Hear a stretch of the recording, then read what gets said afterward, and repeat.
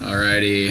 Alrighty, so hey everyone, welcome back, kind of, to another episode of Tyler, and today it's going to be Jay instead of Megan. How's it going, guys? Yeah, so hey, I'm Tyler, and I'm Jay. I am Tyler's longtime college buddy, and we're here to talk about Avengers Infinity War today. So we're very excited to get into that. yeah, that's right, we're going to keep it kind of conversational. There's a couple specific things I want to touch on, and I'm sure you do too. Yep. We're going to try to keep this to an hour or less, because we all have bedtimes. But let's jump right into it. So pre-movie, what were kind of your preparations, your expectations? Did you watch all the trailers? Did you watch some of the movies to prepare? So in terms of what I did to prep for this film, I didn't do a whole Marvel Cinematic Universe rewatch, but I did rewatch some of the most recent premieres from Marvel. So I went back and I saw Black Panther in theaters again, and I revisited Thor Ragnarok, which, if you still haven't seen it, I think, No, I haven't. especially, I think it's one that you'll really, really enjoy because I think it does like a really solid job at rebooting the character that is Thor. Because in the first two Thor films, he's kind of like this dour character that doesn't have a whole lot interesting going on. Like, he's not the greatest protagonist, but I think Ragnarok does a really good job at making him someone that you care about. And there's a lot of good stakes and consequences, and I like the villain. Marvel's been on a villain hot streak, and we'll get into that a little bit once we talk about Thanos. But I watched just only a couple of recent films from Marvel to prep. I didn't go through the entire rabbit hole of starting from Iron Man and working my way up to Black Panther. But in terms of expectations that I had for this film, I had two areas of concern that were really, really plaguing my mind going in here. Yeah. I was very, very concerned about how they would portray Thanos on screen because given his comic book source material in canon, his original motivation, I believe, is that he wanted to court Lady Death. Like, he was literally in love with Marvel's physical incarnation of Death, Right. and he wanted to win her hand in marriage by making this romantic gesture of killing half the universe. Yeah. But, you know, from a purely cinematic standpoint, I don't think that would be, the most interesting motivation. No. Did you think that they were really going to take that angle? Because I wasn't thinking they were going to do it that way at all.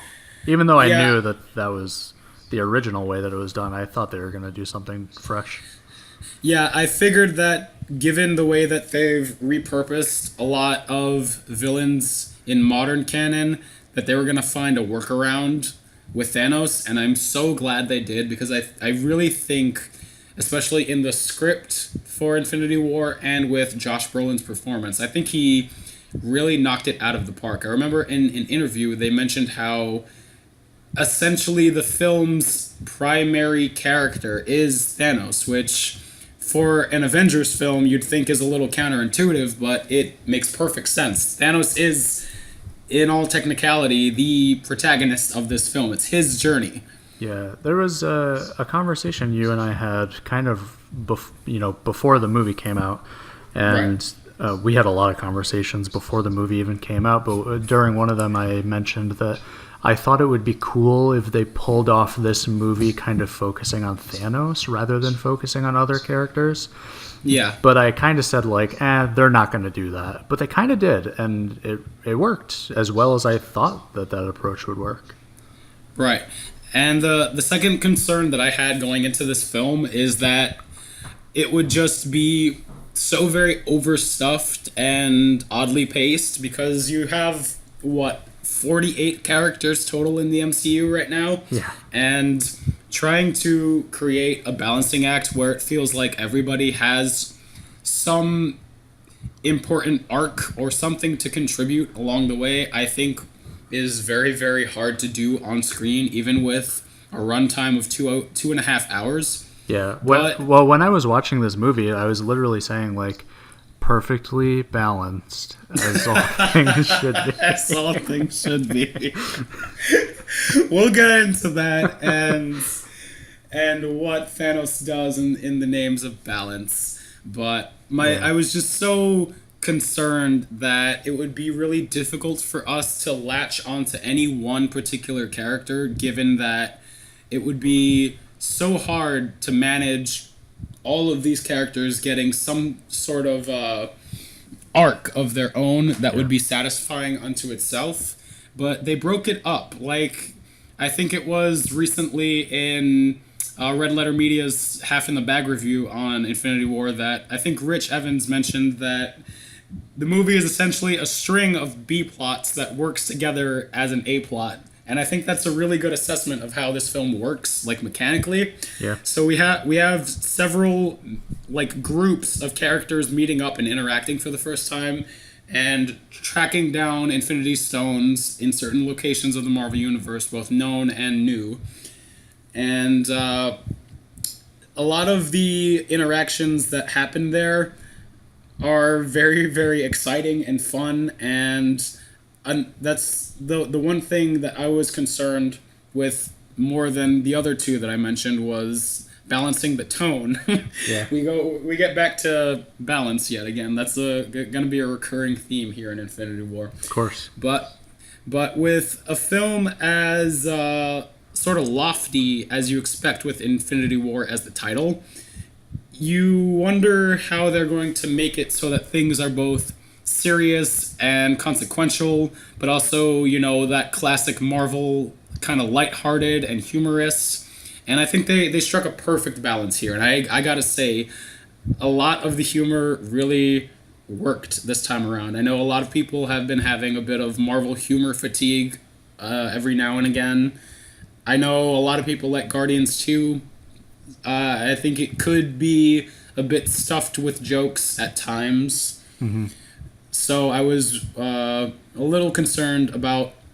Well, I was very concerned about how they were going to strike the tone, because this is a very important chapter. This is very literally the climax of 10 years of films. So yeah. I wanted them to do justice in terms of how they were going to make that tone work. And I want to say, I think it worked. Do you think it worked? Yeah, absolutely, actually. I think that one of the best things about the movie is how it's kind of segmented off into different sections, so that when you are in the Guardians of the Galaxy type section of the movie, it's okay to have their tone, and when you're in another section of the movie, it's okay to have a slightly different tone.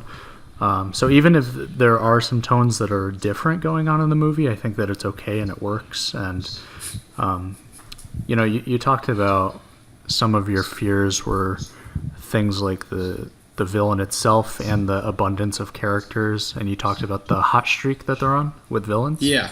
I have not been privy to that hot streak because I didn't watch Black Panther or Thor Ragnarok. Or actually, is Thor Ragnarok not one of the ones with a good villain? I would say it definitely is. I think so.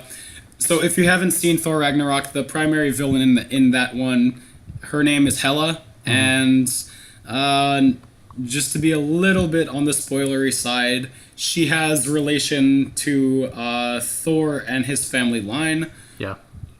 And she, despite not having like the most compelling motivation... I give you permission to spoil all Marvel movies for this podcast. Yeah, I mean, if we're talking about 10 years of canon history, I imagine most people have already seen this under their belt, Yeah. So I will say Hela is Thor and Loki's sort of secret sister that Odin never brought up before.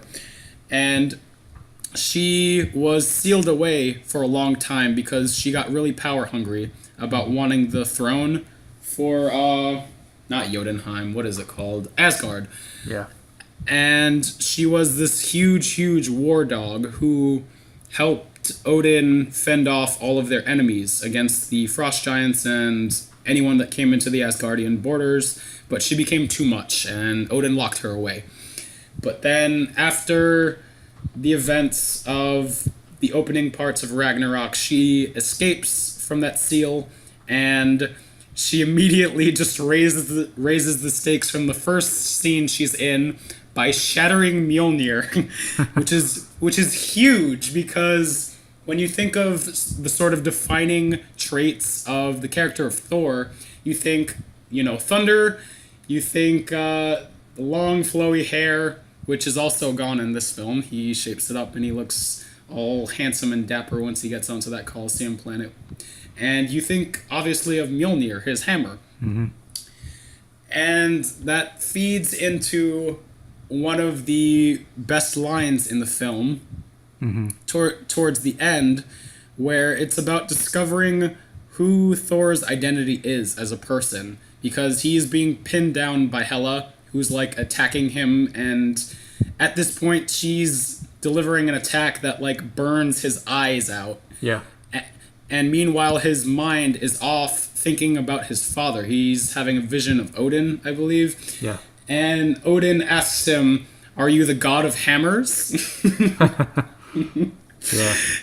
And Thor thinks to himself, "No, I am the god of thunder." And he brings down this huge, huge lightning bolt that smashes her. And then Immigrant Song starts playing in the background, and he is just wrecking house, taking down all of her minions. And it is one of the best sequences in all of Marvel films. It is so good. That's awesome. I'm actually planning on watching this movie, I think, tomorrow. I've got a buddy at work who's letting me borrow the Blu-ray, and I'm going to let him borrow one of mine. We're doing a temporary trade. Right. So I'm going to check out Ragnarok, I think, tomorrow.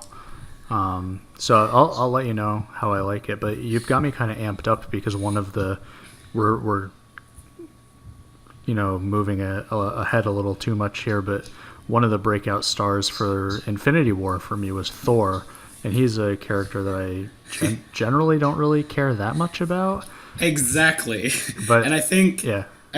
I think Ragnarok is the absolute starting point for him becoming an actual A-lister. He was always a part of the A-string, but he never, had that sort of A-string, appeal as a character. He always had the raw power, but he was never that compelling as someone you want to root for as, a lead protagonist. Yeah. But as of Ragnarok, he has just been killing it. I think he was honestly the MVP of Infinity War, if I'm entirely honest, especially towards the end, which we'll get to. Well, he was awesome. Rewinding a little bit, though, so you're saying Hela was a good villain, or was she flat? Okay, she was good. She was a great villain, and I believe it was Cate Blanchett who played her. I think the charisma that she brings to that role, and just... she is so wonderfully hammy in that role. She's just, chomping the scenery, having such a fun time being just pure evil. And it's really, really great because out of these wicked moments, you get really good reactions of her constantly raising the stakes for Thor and having to figure out how he's going to counteract her next move. And I think she's a really formidable foil for Thor. Okay. She's a good mirror that you hold up to. And she even reflects on Loki at points too. And I'll let you see for yourself what you think of Hela. But I think she, as well as Vulture from Spider-Man Homecoming, and of course Eric Killmonger from Black Panther, have all been increasingly more compelling villains, especially with the recent addition of Killmonger, who I think probably has the most justified motivation. He's the most human of all Marvel villains, I will say. He's got kind of a stupid name. Yeah, I mean, that's attached to a lot of just Marvel villains in canon. Yeah. You can't really change things that were established in, the 60s and 70s, but, that's what their name is, and... Yeah, but I also did not see Black Panther, so I've got to see that at some point. So I missed two of your hot streak villains. I did see Vulture. I liked him.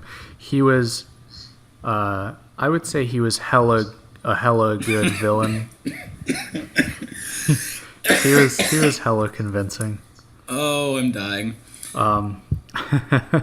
I can't tell if you're laughing or if you're actually dying.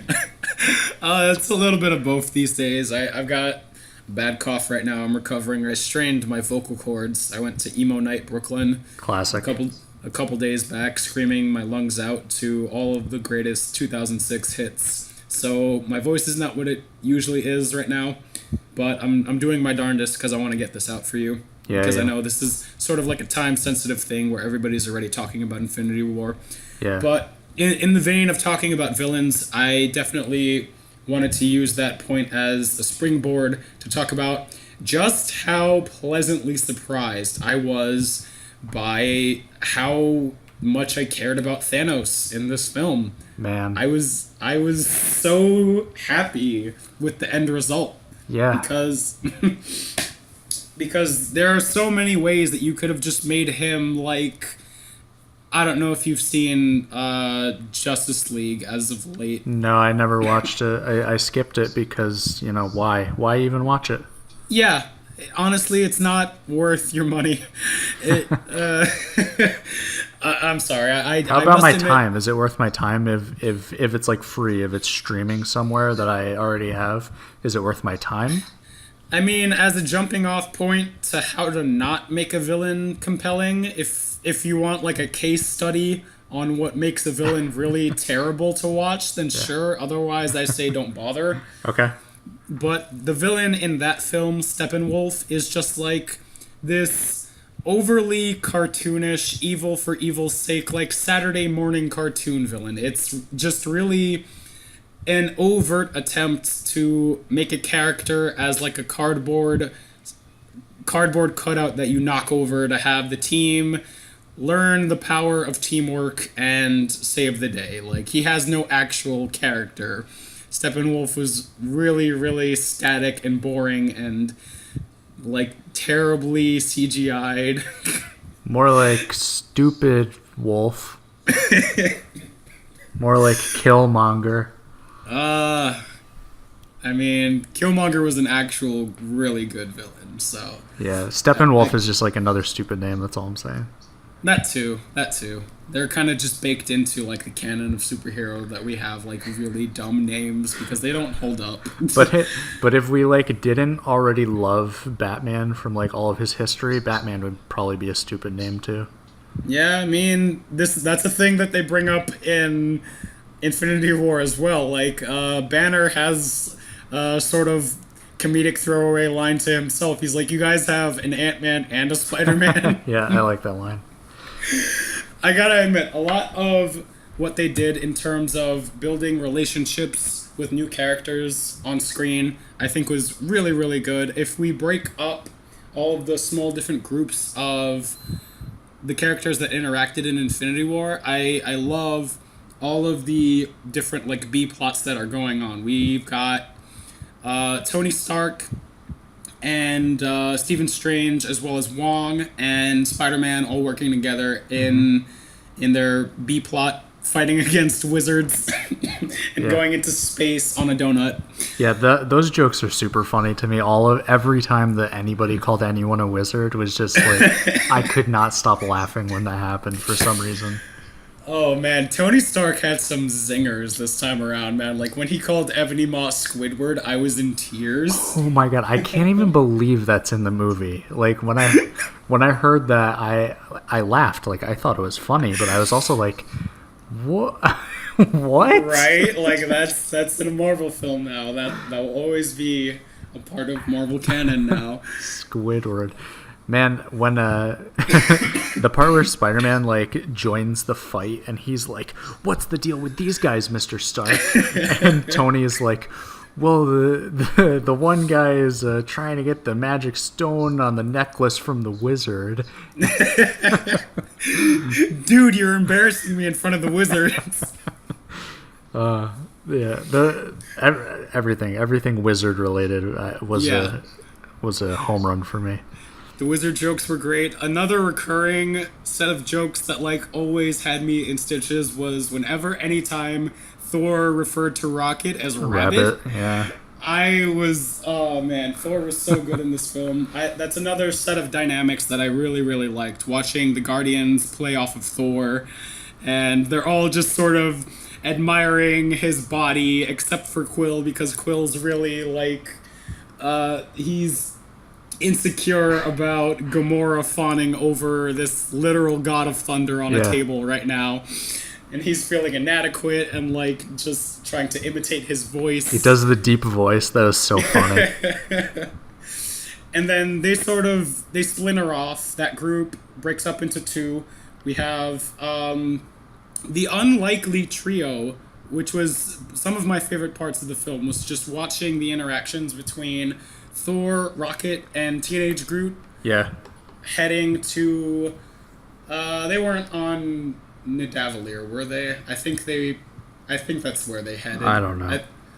There were like four main settings of the film. There's you know what? One thing that I really appreciated. You know how they kept putting the locations on the screen? Space. I really liked when it said space because that was almost like a shout out to someone like me who just like is not going to memorize all of the weird named places. Like we're going to space. Yeah. Like I know what that means. That gave me a good laugh too. I'm just like, well, that tells us precisely where we are. Yeah. So yeah, we do have like four main locations that we bounce between other than Earth. We have Nidavellir. I believe that's where we meet Peter Dinklage as a giant. That's where the Olympics were last year, right? Yes. They're actually holding them again there in 2020. It's going to be really exciting. Thor is going to...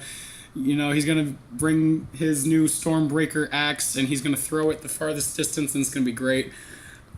Speaking of Stormbreaker, that's the primary plot point in that location is that they need to open the iris of this floating space station of sorts that gets open a magic forge that Peter Dinklage's character Atri uses to create powerful weapons, and in fact he was the one who created the Infinity Gauntlet himself. He made that for Thanos. Did he make Mjolnir as well or no?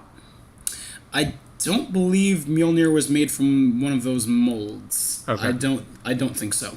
Okay. But the arc that we deal with there definitely cements one of the lines from Thor Ragnarok. You'll hear about this when you watch it, but Thor is trying to access a Stark tech ship that's password protected, and he's like trying to guess what some of the passwords are by using things related to his own knowledge of himself as Thor. So he's like, strongest Avenger. Okay. And I kept thinking about that line, strongest Avenger, as we go through Infinity War, because he's like being blasted by like thousands of degrees Celsius of just hot star pouring out of the iris of this forge. And he's like, that dynamic entry when he comes in at Wakanda towards the end with Stormbreaker was just so good. That was probably maybe my favorite part of the movie, to be honest. That was... I was just like, I don't know, I don't want to say my jaw was dropped, but just like my eyes were just like wide open when that weapon comes through and like the lightning's arcing off of it and it's just like demolishing these goons that like the other heroes were having a little bit of trouble fighting, and it's just like and just like killing them instantly, one shot. If that's the case, you're absolutely going to love the ending of Ragnarok. When Immigrant Song kicks in, that's when you'll know the fun really starts. I really think you're going to enjoy Ragnarok tomorrow when you watch it. So we've got that arc going on. We've got the arcs of lightning. Yes, the arcs of lightning. And there's an arc reactor. There is an arc reactor. So Tony heads into space, and he's accompanied by Doctor Strange and Spider-Man. And I love how Wong just sort of pieces out really early on. He's like, oh, you guys are going to fight Thanos? Bye. Yeah. Like, he just goes back to the Sanctorum. And we don't see Wong for the remainder of the film, though he is invited to Tony's wedding, which I thought was really nice. That's another thing that happened. So I'm guessing off-screen, Tony got married to Pepper. Engaged. Engaged, right. And they are... Those two, I'm really surprised they're still going through the motions. And I'm happy for them. I'm just thinking of, like, how Pepper is the most unfortunate person in the MCU in terms of just, like, wanting a healthy relationship. Yeah. She's like, damn it, Tony, I just wanted to have dinner today. I just wanted for us to be together in a room and not have to deal with any of these cosmic events. But you're like, I'll be right back. Where did you go, Tony? I'm in space. Yeah. One thing that I saw a couple people mentioning online is, by the way, spoilers for all of MCU and also spoilers for all of Infinity War. Right. People wondering if Pepper got hit by the snap at the end. Yes. Whether or not she is still alive. Because if she's not, then that might be a pretty good motivator for Tony to kind of have his finale for his arc, assuming that that's what's going to happen next time. Right. So, yes, that's definitely something we have to get into, the big snap at the end. So, yeah. Man, we're skipping right to the end. By the way, my expectations for the movie were that it was going to suck, and then it didn't. It really didn't, and I'm very, very happy with how this film came out, because to have such a loaded deck of things that could go wrong, and to have the film so boldly churn out something that's not only fun, but has, like, serious character consequences, I think it's a really big achievement, especially as, like, a monument to the 10-year project that is the Marvel Cinematic Universe. I'm very happy with it. Yeah, me too. I actually, for that reason, you call it a monument of the 10 years. When Marvel Studios logo came up and it had a 10 where the I-O is, right, I got chills. I was just like, because I came into that movie with that knowledge. I was like, okay, it's actually been 10 years, because Iron Man was 08, and now we're in 18. It's been 10 years, and this is kind of the culmination of 10 years of stuff. So this is kind of a big deal. And then they put that logo up there showing that, you know, they are aware of that same fact. And I'm just like, okay, we're on the same page here. What are you laughing at? I'm laughing at just the knowledge of just how good Infinity War was, and the fact that we just got the trailer today about Ant-Man and the Wasp. We were already sort of talked about this earlier. Yeah. But I think we both are of the same mind, where we think that of the entire roster of Avengers, regardless of power, like, of sheer capability in battle is one thing, but in terms of, like, caring about a character, I think we both care very little for Ant-Man. I know you were not a fan of that film. Yeah, no, I definitely wasn't. I don't think we've talked a lot of superhero movies on this podcast, because, you know, this is the first time I've had you on here. This is true. But man, if you guys want to know a little bit of, if you want to hear a little bit of hate for Ant-Man, this is the right place to be. You're at the center of that universe right now. It's just a little jarring, considering, well, first off, it was supposed to be an Edgar Wright film, and that already guaranteed it, like, a lot of credibility in terms of what it could have been. Yeah, when they fired him, I was like, Lego my Edgar.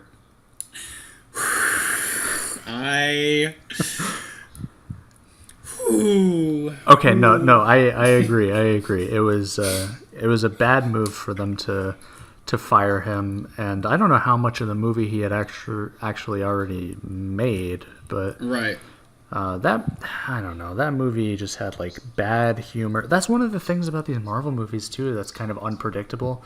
Hmm. Is the humor going to be good? And I don't think that it's just a sense of humor thing. I think it's kind of how you incorporate the humor and where you incorporate it, and Right. in And relation to the drama. who's writing the humor as well is another big one. Like, I don't necessarily go to Doctor Strange. I don't like pop in a Blu-ray of Doctor Strange to watch all of the little jokes from that film. Like, I don't think anybody really pops in Doctor Strange to rewatch at all, to be Yeah, I honest. didn't really. I would never rewatch that, to be honest.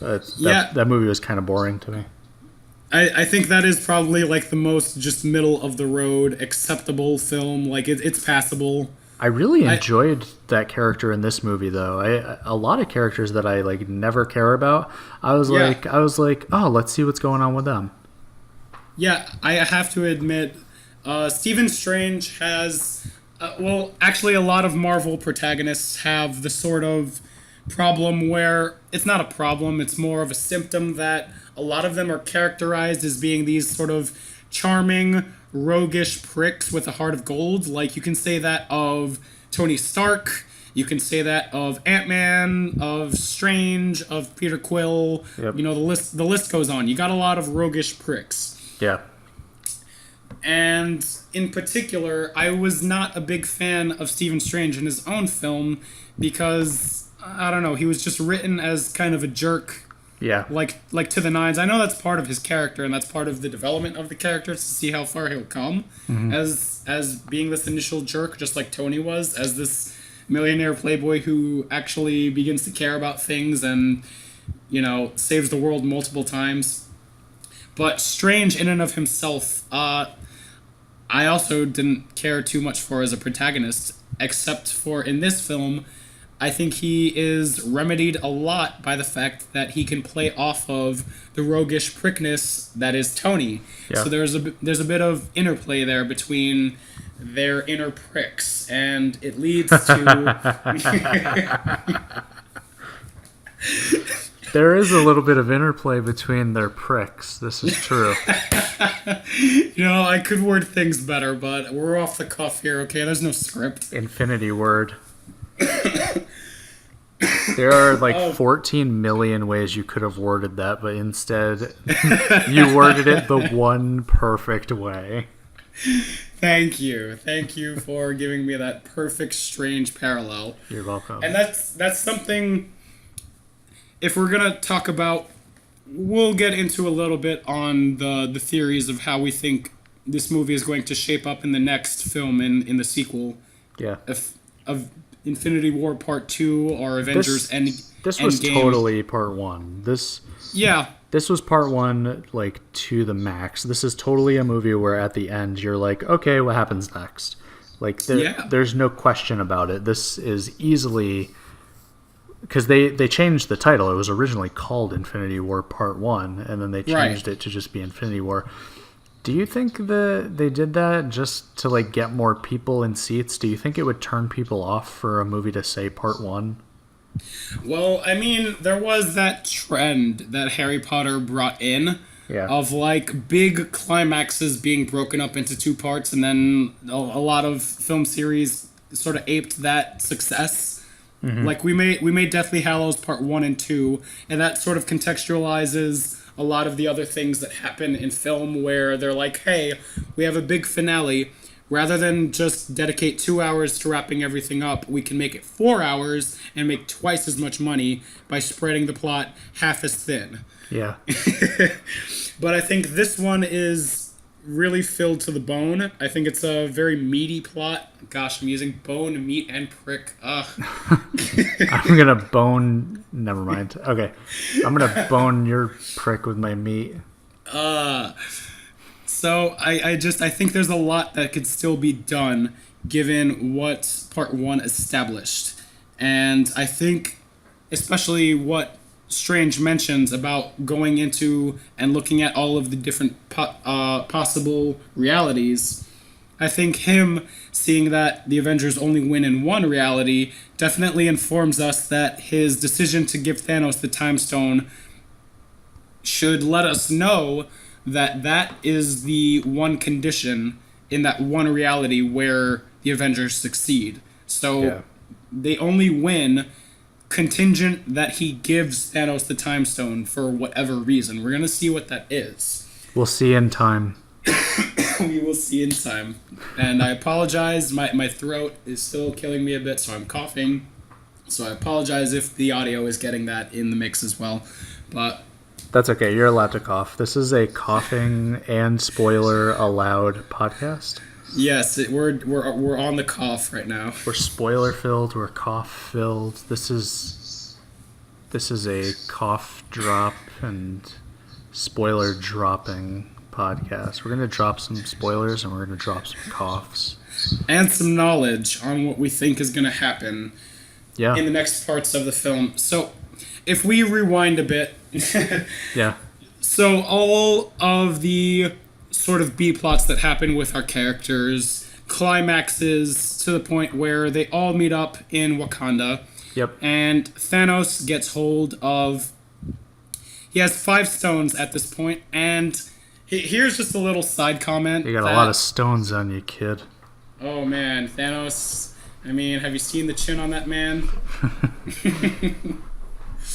That man's got some very large stones to go around. Yeah, this is true.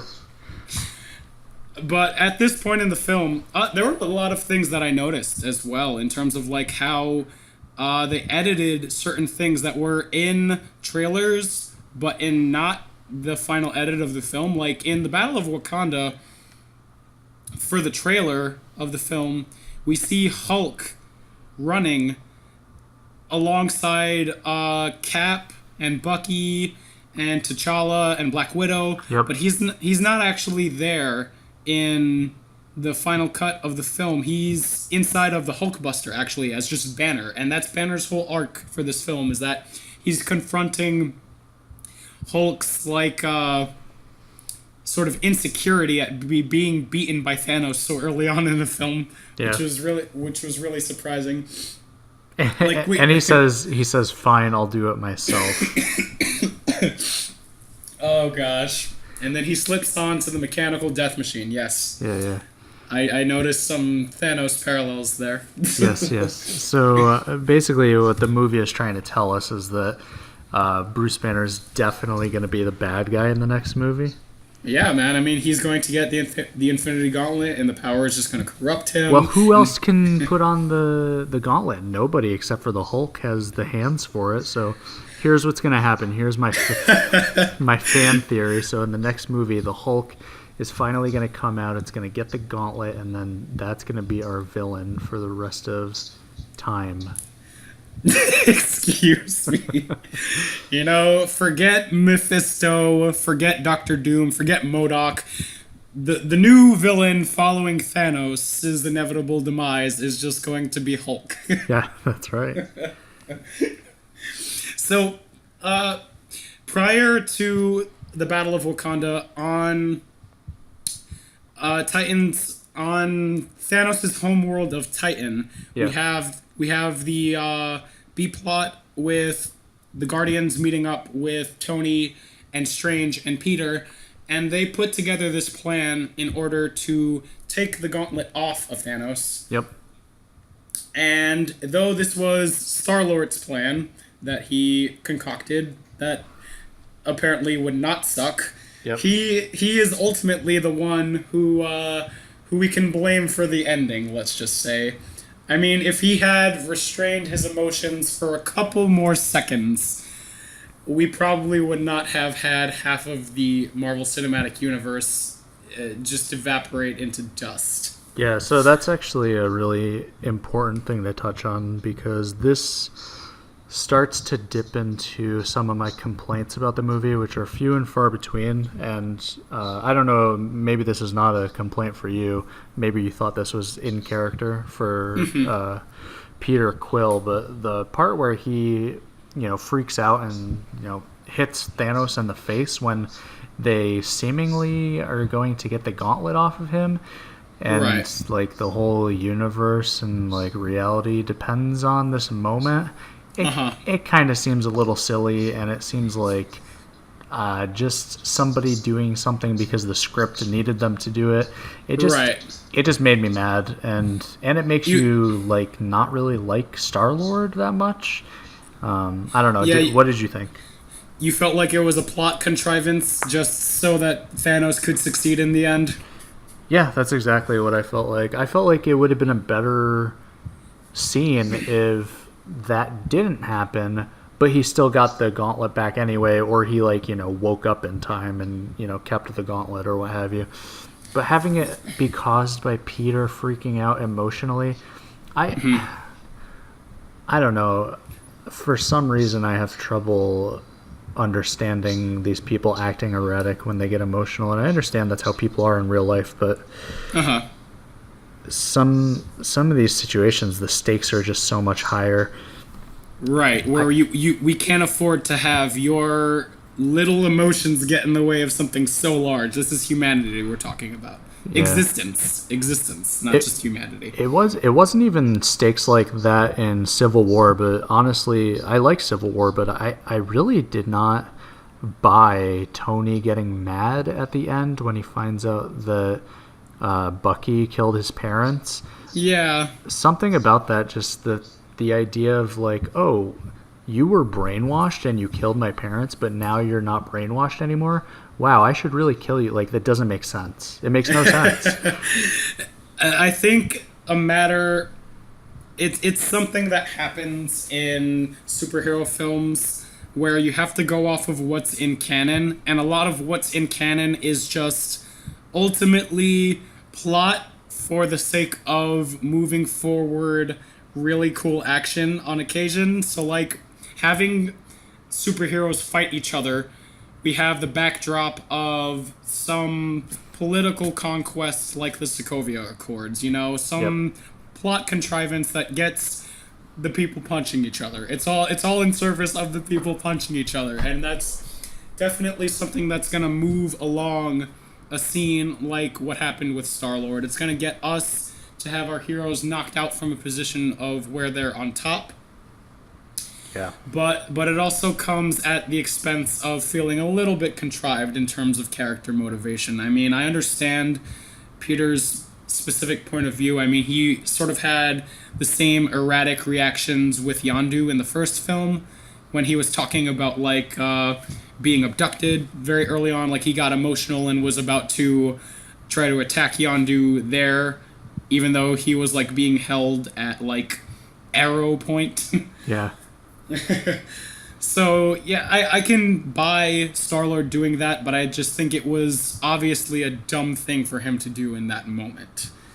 But granted that he lost the woman he loves, he may not be acting in the clearest of thoughts, of minds right now.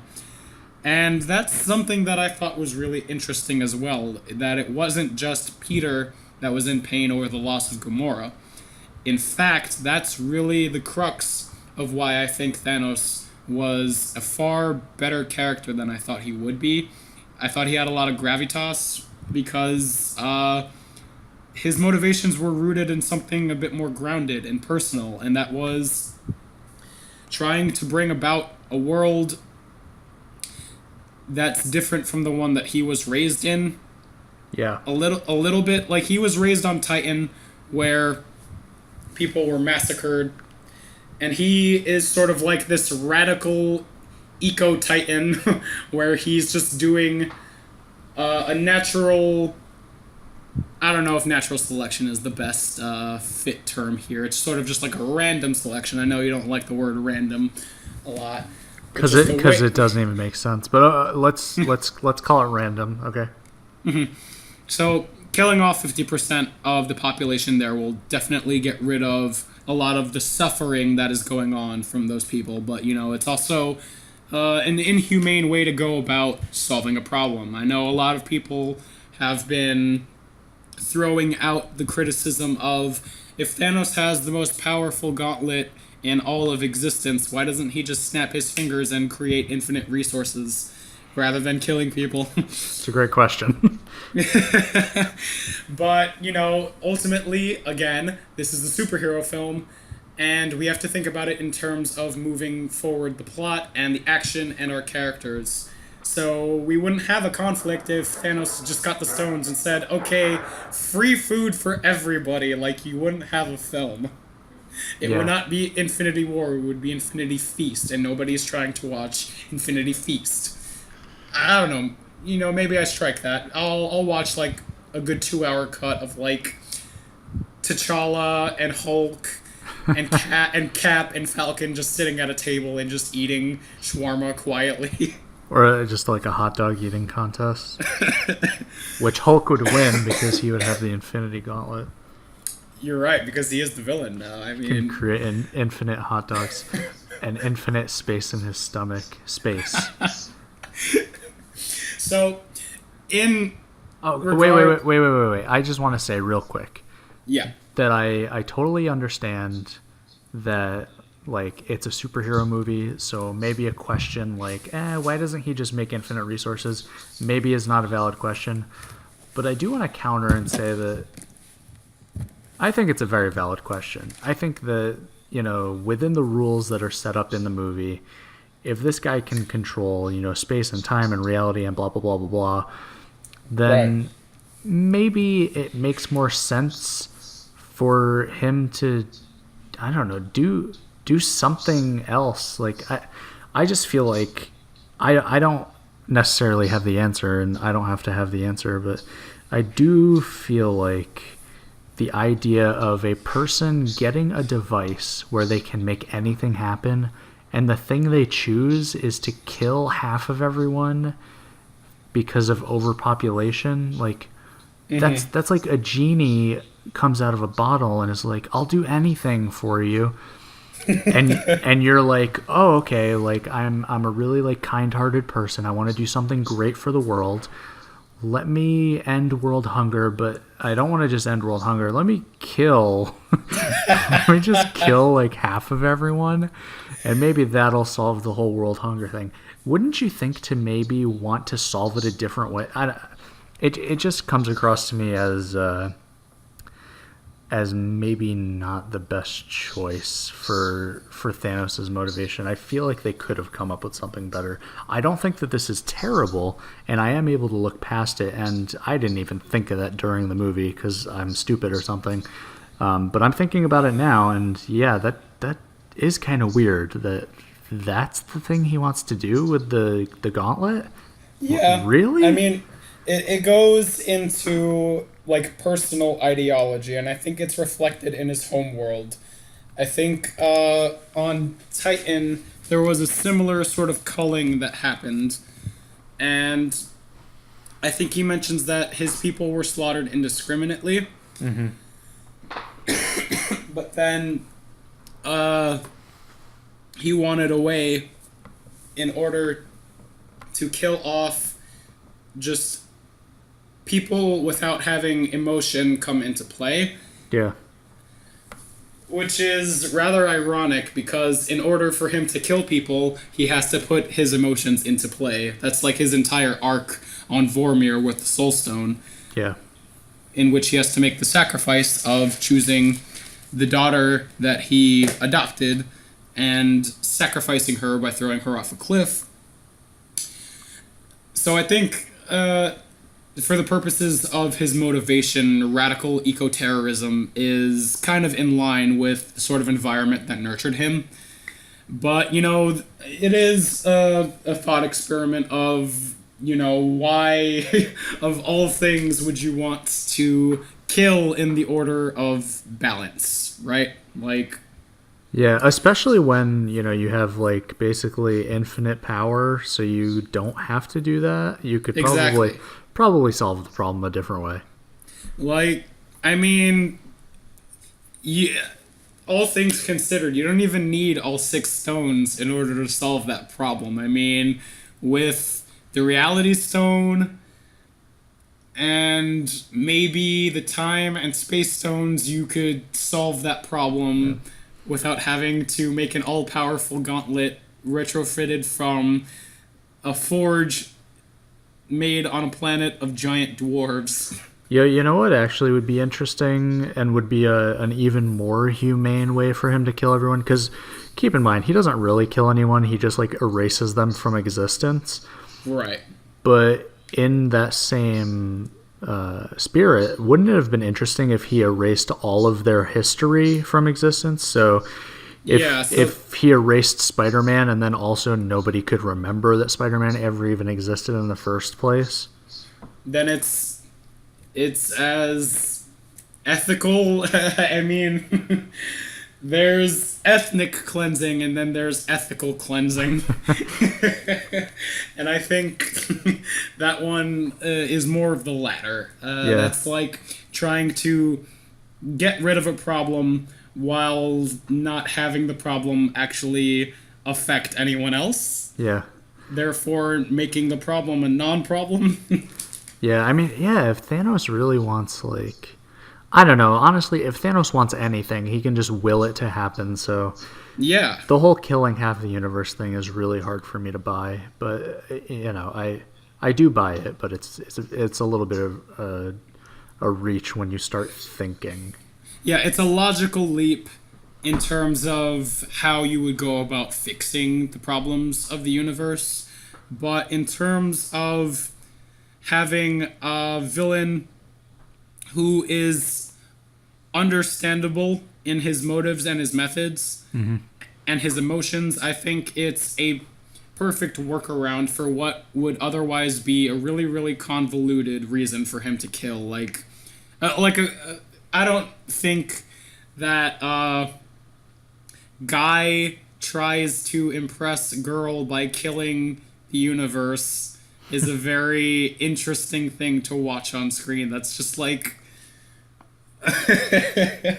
we have all of these talks of if you're familiar with the term incels.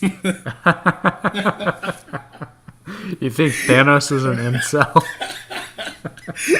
And he's just killing in the name of like trying to get laid by death. Nobody.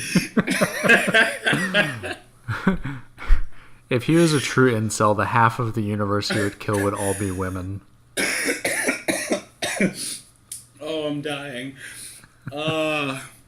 Perfectly blue, just like my balls. And that's really it. In the books, he just wants to get laid by death. He's never experienced love before, and he is hot for death, who surprisingly is very affectionate for Deadpool in canon. So yeah, Death and Deadpool are they have a lot of a flirtation going on in the comics, and that's why Thanos really, really hates Deadpool. And I wonder if that's at all going to be referenced in Deadpool 2, in which Josh Brolin also appears as the villain. Yeah, I wonder the same thing. I don't know. So, you were kind of running us through the plot there for a while. Did we kind Yeah. of finish or not really? So the basic things that happen in terms of the plot is that all of our after Thanos knocks off all of the Avengers on Titan, he is able to hunt down more of the Infinity Stones, and he finally gets the Vision is the Mind Stone, Yep. and then he goes before that he goes to Vormir and gets the Soul Stone after taking Gamora's life. But then when he activates the gauntlet itself, we see that the Infinity Gauntlet sort of crackles, and it looks like it might even be beyond repair. Who knows? I'm not sure what necessarily is the deal there. Yeah. But we do see Thanos at the end sitting and looking at like this sunset on this beautiful planet, and a lot of people have speculated that it's his home planet Titan, but I think what that was supposed to be hinting at, especially since what Thanos sees in that location is little Gamora, I think he's inside of the Soul Stone somehow. Oh, when he's smiling at the end? Yeah, when he sees little Gamora and he's happy for just an instant. There's Well, I a s- definitely when he sees little Gamora, I imagine he's in the Soul Stone. yeah. But are you also saying that at the very end, when he's sitting down at that ranch or whatever, that he's in the Soul Stone, or that's not what you were saying? I think I can't tell necessarily from the location if that's Titan or if that's I think that's what I'm getting at. Okay. I think that location is there's a canon precedent for this. There's a place called the Soul World, and that's inside of the Soul Stone, and apparently people can be trapped inside of the Soul Stone, and inside there's this whole world there. Yeah. And I think after Thanos did the old big old snapperoonie, that somehow he got stuck inside there, and he sees Gamora in there, which makes me wonder if she's dead, but her soul is still trapped in the stone. Does that mean that when all of the heroes vanished as well, that they're physically erased from the universe, but their souls are also inside of the Soul Stone? Oh, I don't know. That's a good question. But I don't know if that's something that will be touched upon. It most likely they'll have to figure out some way to. I think the Soul Stone is going to be a very important part. I don't remember it being used in the ways of combat, and that was one of the things that I really enjoyed watching throughout the film. Just seeing Thanos use all of the Infinity Stones to different varying degrees. Like when he used the Reality Stone to slice up Drax into little cubes and then make ribbons out of Mantis. I think that was a really cool touch. Yeah, it was cool. So seeing him use the different Infinity Stones was really great. But I think the Soul Stone is going to be used more as like a plot impetus, something to move the narrative forward. And I think that might be the key to saving the characters that bite the dust at the end. A lot of which I think are kind of surprising in terms of who they chose. If you notice, the remaining characters that were left behind who didn't get eviscerated by the snap, we have the original Avengers. And I think the only exception to that is Rocket. I think Rocket stays. I'll have to rewatch that. I know Groot bites the dust, but I don't know if Rocket also does right No, after. no, Rocket doesn't die. Okay. So we have the original Avengers and Rocket, but everybody else is a new Avenger. We get rid of Vision, we get rid of Bucky, which is very sad for Steve because, Winter Boys. Pour one out for the Winter Boys. Probably the most shocking. They're both soldiers. You should have called them Soldier Boys. I am not about to crank that, okay? Arguably the two most shocking deaths at this whole snap scenario is the hottest face of Marvel right now, your boy, the King of Wakanda himself, T'Challa. Chadwick Boseman. Chadwick Boseman, I really did not think that he would be a victim. Chad. Oh, man.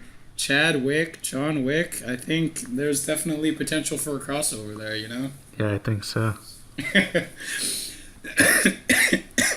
Pardon my coughing. I'm dying again. After his wife died, you stole his car and killed his fucking panther. Oh, man. Who? That fucking nobody? That fucking nobody is Chadwick Boseman. I once saw him kill 3 men with a stone. An infinity stone. I once saw him kill 3 men in a superhero movie with vibranium. The possibility, man, for that crossover, I think it's big. I think it's definitely going to be a post credits for Ant-Man and the Wasp is bringing John Wick into the fold. He is the key to all of this right now. Yeah, I think you're right, actually. He's going to have to be the one to take down the Incredible Hulk. You're right. Okay, so long story short, Thanos snaps his finger and half of everyone dies. All right, snap your fingers, do the step. You can kill everybody all by yourself. Right, crank that soldier boy. Yes. So, so I don't know what. So after that, we have the post-credit scene with Maria Hill and Nick Fury, Yep. set in present-day New York, and we see a helicopter immediately fall out of the sky because the pilot was just snapped out of existence because, Thanos. Mm-hmm. And then we see Maria Hill evaporating into dust, and shortly after, we have Fury biting the dust as well. Yep. But before he gets off that MF, that classic line of his, he has a beeper, and he sends out a distress signal to the one and only Captain Wonder Marvel. Woman. Yes. He calls Gal Gadot on he beeps Gal Gadot on her 90s beeper that she most definitely has. And he says, "Hey Gal, I know you're shooting Justice League 2 and Wonder Woman 2 right now, but Thanos is killing everybody." We have a more interesting villain for you to fight. We know you hated Steppenwolf, so we got someone better.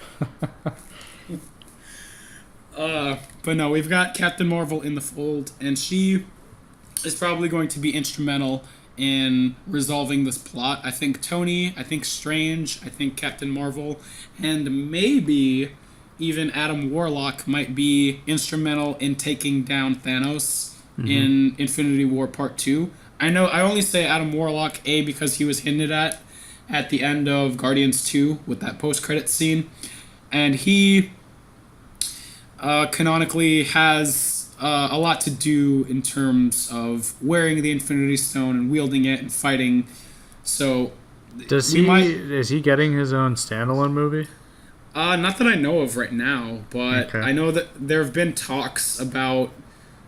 I'm guessing he's going to be a part of Guardians 3 when that comes out, but I don't think he's getting a standalone right now. I know they're trying to make a standalone for Nova and a couple of others. We got Black Widow slated as well. Oh, we hit an hour, by the way. I'm cool to keep going if you are.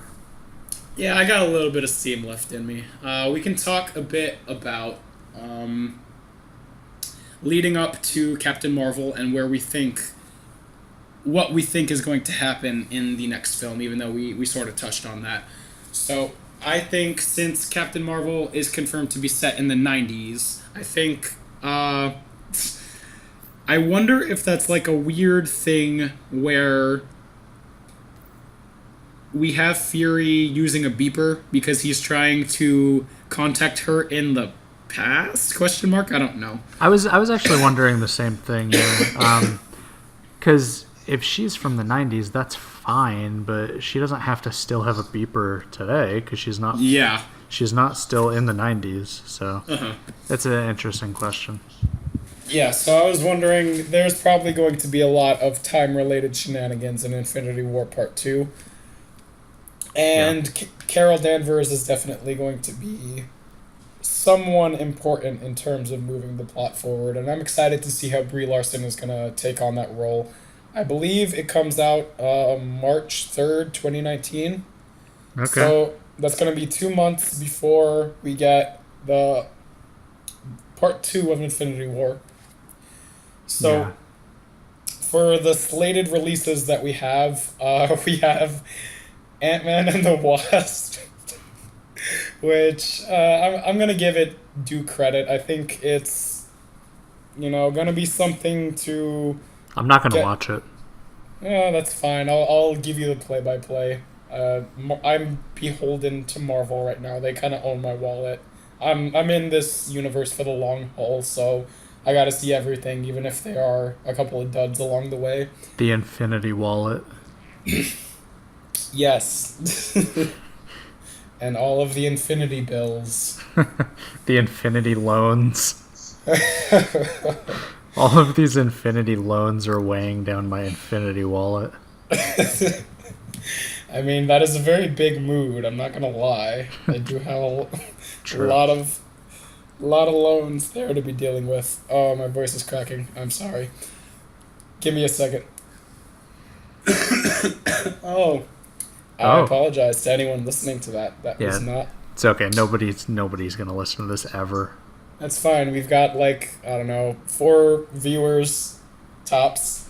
I don't know. But We're probably gonna get 4 views, but that doesn't mean we have 4 viewers. true. Um, so yeah, where do you think the Marvel Cinematic Universe is going to be moving from here? Uh, Well, I'll tell you where I think the next movie is going to be moving. I strongly believe that the Captain Marvel, Miss Marvel movie, Carol uh-huh. Danvers movie, I strongly believe that movie is not really going to touch on anything current. Yeah, I think that's just going to be an origin story, and I think that I would actually be fine skipping it. I don't think it's going to be necessary for the continuation to Infinity War Part 2. I Um, think. Oh, I'm sorry. If you have additional thoughts, please let them go. I was Let gonna 'em- I was gonna continue on to Infinity War Part 2. What were you gonna say? I think for Captain Marvel in and of herself, that film is mostly going to be like an isolated tale in the 90s, probably about the Kree Skrull War. Okay. So we already have the Kree established thanks to Marvel's Agents of S.H.I.E.L.D. They're already in the MCU. But we're going to be bringing Skrulls into the mix. And Skrulls are a long standing Marvel villain alien type, Okay. We haven't met them yet. not officially in the MCU. Okay. But I do think that's going to be the big centerpiece of her origin story is setting her up on how she got her powers, how she became this hybrid creature with mixed DNA, and how she inevitably took up the mantle of Captain Marvel. Yeah. But I do think that there will be things that tie into Infinity War, probably in the post credits, not like in the main Right. story. Yeah, I think you could be right about that. As far as Infinity War Part 2 goes, I am hoping, and this is kind of a similar prediction as last time. So last time I was hoping that the movie would be about Thanos, and not the Avengers, and that came true, and I'm glad. I think it worked. I believe that if the next movie continues to focus on Thanos, it may not work. I think that the appropriate thing to do in the next movie is to close out a couple of the arcs of the Avengers that we got. We have the OG Avengers are not dead. Uh huh. I think we need to close out some of their arcs, whether it involves them having deaths or not. We just need some closure with some of them, Right. and um, I think that it's okay at this point for Thanos to just be the punching bag for the rest of the second half of this. We've already humanized him. Yeah. He's already done what he wanted to do. So now we need to kind of follow the Avengers and see how they're gonna fix the problem. I think that's the appropriate way to do the next movie. I agree. I think he's not going to be so much on the offensive in the second part. I think Yeah. this is mostly going to be the Avengers taking the offensive to Thanos and him having to defend the current standing that he created for himself when he made that snap. Yeah. And in terms of like dedicated guesses about what's going to happen in part two and beyond, I want to say that they're actually going to deliver on.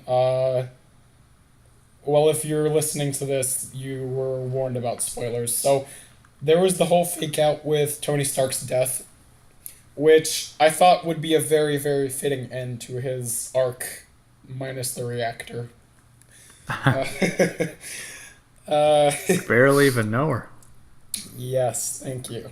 You're welcome. Uh, I think he was the original character that ushered in this entire universe, and I think we're gonna exit on a note of him dying for a very big sacrifice. I think he'll have like a huge heroic moment at the end of Infinity War 2, and it'll be great. And it's just like Thanos said, I hope they remember you.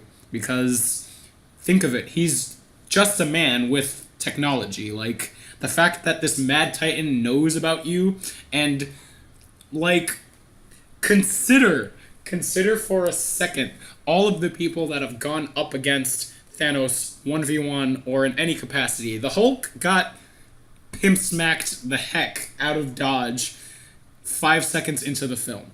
Okay? Yeah. Tony, a single man with no powers and just a lot of technology and really cool suits, held his own with this man for a good minute and a half. A good chunk of time. I was surprised by that, but I enjoyed it. It was a really, really cool fight scene between Thanos and Tony, and I think if they wanted to kill off Tony right then and there, I would have been super game for it. But I'm also okay with Tony being relevant to actually resolving the plot. Right, so Tony ushered in this universe. You want the universe to usher Tony out. Yes, I want... I think he brought us into the MCU, and I want this film, which is going to be the end of the first major act. Well, I mean, it's already been broken up into phases, but I think those phases together are like an act of the MCU, and we're done with Act 1 after Infinity War. After there, we're getting into Act 2, and we might be due for some Mephisto, maybe, as the next big villain, who is like the Marvel incarnation of the devil. That may be too tall of an order. If not, you want to maybe try Doctor Doom, depending on if they want to incorporate Fantastic Four into the mix. Yeah. But I definitely think that Tony is probably going to have to bite the dust.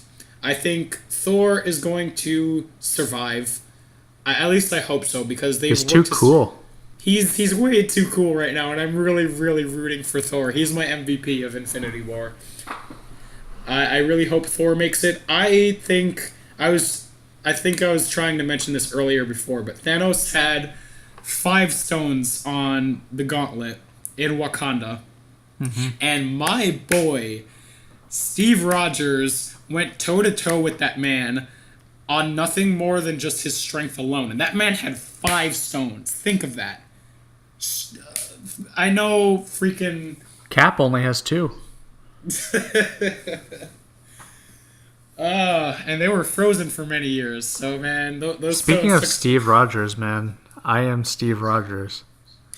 Yes, that was a great... I just love the fact that this man is diplomatic to whoever he interacts with, except for those who get in his way. And I think that was a great character moment where he tells off Ross early on. He's like, listen, if you're in our way, we will get you out of our way. You don't want to be in our way. Yeah. And I think that's great because, like, we don't have time to dilly-dally with stupid government side plots. You know, we've got bigger concerns, galactic concerns on our hands here. So for you to try to be court-martialing us right now, like, what are you thinking right now? Like, go home. Go back to the Incredible Hulk movie with Edward Norton. Honestly, man, like, Ross, what are you doing, homie? You are absolutely missing the bigger picture here right now. Like, who cares about the Sokovia Accords? There's a question I want to ask you, actually, because this is something that I've seen asked a lot, and I'm sure that our viewer wants to know. Our singular viewer. What am I calling you in this? Are you Jay? Yeah, you can call me Jay. Okay. My birth given name is Jeremiah, but you can call me Jay. 80% of the world knows me as Jay, so why not? Just call me Jay. Makes things easier. My birth given name is Easy, but you can just call me E. Okay, so Jay, I wanted to ask you. Yes. A lot of people died in this movie. Uh-huh. Which death was the biggest for you, or you had the biggest impact from it? Oh man, I mean they obviously milked it for a reason because they know it would be a tearjerker. But my homeboy, the lovely Tom Holland as Peter Parker towards the end, with Tony consoling him, and him, like, others just vanished really quickly, but they let Peter have his time. Yeah. He's like, I don't feel so good, Mr. Stark. I don't want to go. Mm-hmm. And they got a lot of mileage there. I was like on the verge of tearing up. I saw other people around me like already in tears, but I was getting there. Yeah, that was a really sad one for me. I hate to say it, but that's actually one of my complaints is the fact that he disappeared at a different rate than the other people. Right. If anything, it's like very cruel, and it's like a form of torture, like because Thanos is supposed to be snapping people out of existence because he wants to be very humane, but for some reason Peter has to like go through like Endure pain. feeling like not good. Like, what does that mean? I don't feel so good. Like, is he starting to like fade on the inside of his body first? I don't know. Something about that scene was like very dark to me, and it didn't make sense that he was fading slower than other characters. Right. So you think it contradicts the ethical cleansing of the MCU that Peter had to suffer that. Yeah, I mean, it's fine. It's like a minor complaint. Any complaint I have about this movie is pretty much a nitpick because it was a pretty good movie. Yeah, structurally, thematically, just viscerally, it's got a lot of punching. It's got a lot of great comedy. It's got really good, solid character work, and it balances perfectly. Yes, perfectly balanced, like all things. Mm-hmm. I think it does a really good job at making sure that at least everybody of the main roster has one cool moment. Like, even down to people like Black Widow or War Machine, they get cool moments in this film. Like, Groot, who hardly had anything to do, like, breaks off his arm to become part of Thor's freaking Stormbreaker axe. So, like, everybody I think is utilized well, even if they don't have necessarily individual arcs. Like, Falcon doesn't have an arc in this film. He's just sort of there. Yeah. But they all get individual moments to feel cool and interact with other cool characters. Like, Bucky with Rocket was a cool little team up there for a quick second. Yeah. So I think it is a really, really solid film. I think it might even be great.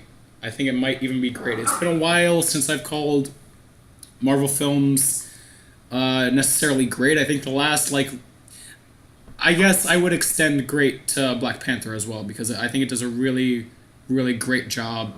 I would extend that to Ragnarok as well. I think Marvel has been on fuck it, the whole MCU. Let's just extend it to the whole thing. I wouldn't go so far. We still have a couple of duds in the middle there. Like, people were talking about Marvel fatigue even to this day. Like, I felt the Marvel fatigue circa Ant-Man and Doctor Strange. Like, around that era, I'm just like, I'm going through the motions. I don't necessarily care about seeing these characters in particular, but, I'm invested in this universe, so I want to see what happens. I'm just here for good movies. Like, I don't care what genre it is. I'll watch the same genre for 50 more years if the movies are good. Honestly, that's all I want at the end of the day, and this was, by all metrics, a very good film. I think it's a great film. Yeah. What are you thinking negatively about this movie? I've named like 2 things I didn't like. Is there anything that you would have changed? Well, again, this is just getting into the territory of nitpicking. Yeah. I think Thanos' children, the Black Order, I think they're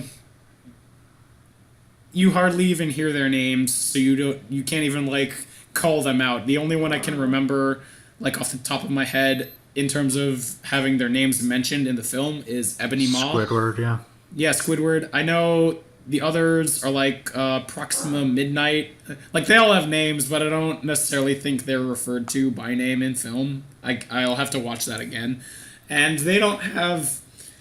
they're just essentially, brutal henchmen. They don't have a whole lot of character to them.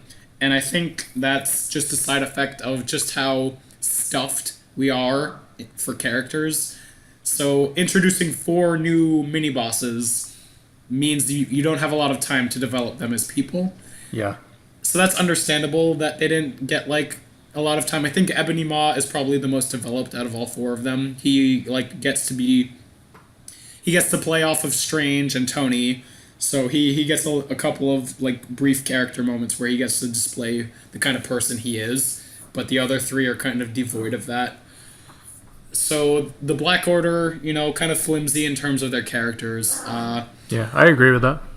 Um, I don't necessarily know if there are any pacing issues, but maybe a couple of transitions between those B plots. I think they could have flowed a little bit differently if they mapped them out in a different way. Like Yeah. a lot of the way that the plot flowed with the B plots, I think, was mostly good, but sometimes I would just be getting whiplash going from scene to scene and then wondering, okay, when's the next time I'm going to see this character? Like, I've had a little bit of enough of this scene. I want to see what others are up to right now. Like, I remember thinking when we were in, what was it? Was it Switzerland where we're with Vision and Scarlet Witch? Just like, I want to see Cap now. Where's Cap? And then he comes into the scene. I'm like, oh, there he is. So there were a couple of moments there where I'm just like, okay, I want to see what some other characters are doing right now. Like, what you're doing is fine, but I want to see something a little bit more exciting for right now, even though I know the scene that's going on has purpose. Mm-hmm. So, I don't know. I don't have too many complaints about this film. I think maybe, uh, maybe one more rewrite of the script could have made Thanos' motivation even better than it already is. I think it's solid for what we have in this film, but if we didn't want him to just be a radical eco-terrorist that is just like, okay, fixing the universe's problems by killing, you could have figured some workaround. Yeah. Yeah, I feel like I'm pretty much on board for those complaints, and I'm kind of the same way where they're small, like those are not huge. Yeah, like I wouldn't say there's anything gaping structurally about this film. Like there's no singular, like there's no Canto Bite plot that I'm just like, oh, this throws off the pacing of the film. The closest thing to that was the plot where they're building the weapon, but even that was kind of interesting to me. Yeah, I liked watching Thor and Rocket, so it was definitely gratifying for me to watch. Yeah. And having Thor play off of Peter Dinklage, I think was great. There was one line in there that really got me, like, welling up with tears. He's like, if you open the iris, it could kill you. He's like, only if I die. And Peter Dinklage goes, yes, that's what dying means. Yeah, I liked that one too. Oh man, so yeah, major points for the humor. I deduct like very like fractional decimal points for a couple of things with character motivations and like not getting to develop just everybody. Yeah, when you're talking about those mini bosses, I feel like the movie maybe could have done without them, or I don't know. You talk about how they weren't developed, and that was a problem for me as well. But one thing that was even more egregious is we got the thing where we get like a bunch of faceless goons again. Yeah, we get just they don't even have a name, do they? Like they're not even mentioned as like the Chitauri or anything. They're just nameless goons who open up Wakanda barrier. I don't even know what they're referred to as, or if they're referred to as anything. I'll have to rewatch and see. Yeah, I feel like they could have done something differently there. Like maybe instead of having all of those xenomorphs attack, maybe they could have introduced the mini bosses there and had the battle be against them because they're like pretty powerful.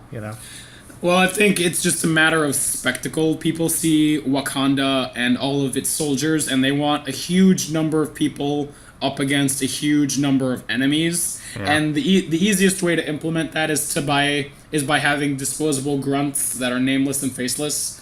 So I get the compulsion to write that in there, but like we've seen it in every Avengers film. We have the Chitauri, we have Ultron's bots.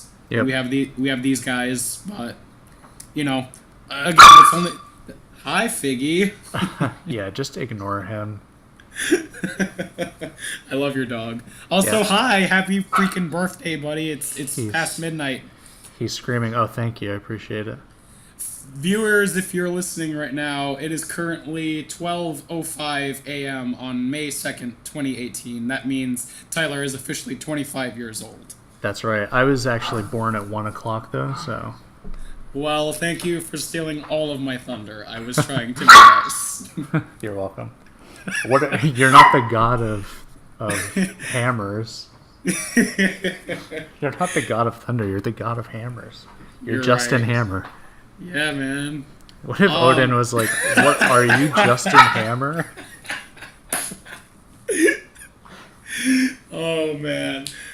Uh, like, Odin has no reason to know anything about the plot of Iron Man 2, but that would have been funny.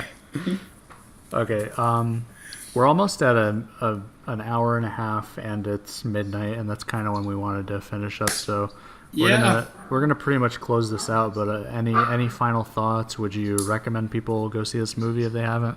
Absolutely. Even if you've not seen all 10 prior years of Marvel Cinematic Universe, this is going to be a major cluster, and you're not going to be able to follow the motivations or the nuance of any of these characters. But we're jumping into this film assuming that you've seen the majority, if not all, of these prior films building up to that. So if you're a Marvel fan, if you're a superhero fan, comic book fan, go and see this film. You've probably already seen it Thursday or Friday when it came out. Like, it's broken records on opening weekends. It beat out Force Awakens already, and that's monumental. So, if you haven't seen it, go see it. Enjoy a good villain, enjoy good writing, enjoy good laughs, and good punching. And Yeah. that's what I gotta say on the matter. How about you, buddy? Yeah, Would you recommend it? I just concur on all fronts. Everything you just said, I would recommend it to people who, probably even people who don't know what the fuck's going on. Like you would still have a good time with it. It's just like it's a fun movie. It's fun. I like it. Would you recommend this to your Uncle Gino, who's 55 years old and has never seen a film past The Godfather? Do you think he? I think that this movie might not make sense a little bit to that person, but I feel like I would still recommend it. Like a person who doesn't really know any of these movies, as long as they enjoy spectacle, like they'll have fun. Yeah, I think so too. It gives you much more to chew on if you have all of the pretext, but if you go in not knowing anything, I think it's still gonna be a good time for you. Yeah, I just love when it says Thanos will return at the end. Yeah, because like we said, he's the main character of this film. That's so dope that they did that. How it always says Avengers will return at the end, and this time it says Thanos will return. That was Right? I loved that. I thought that was so cool. I did too.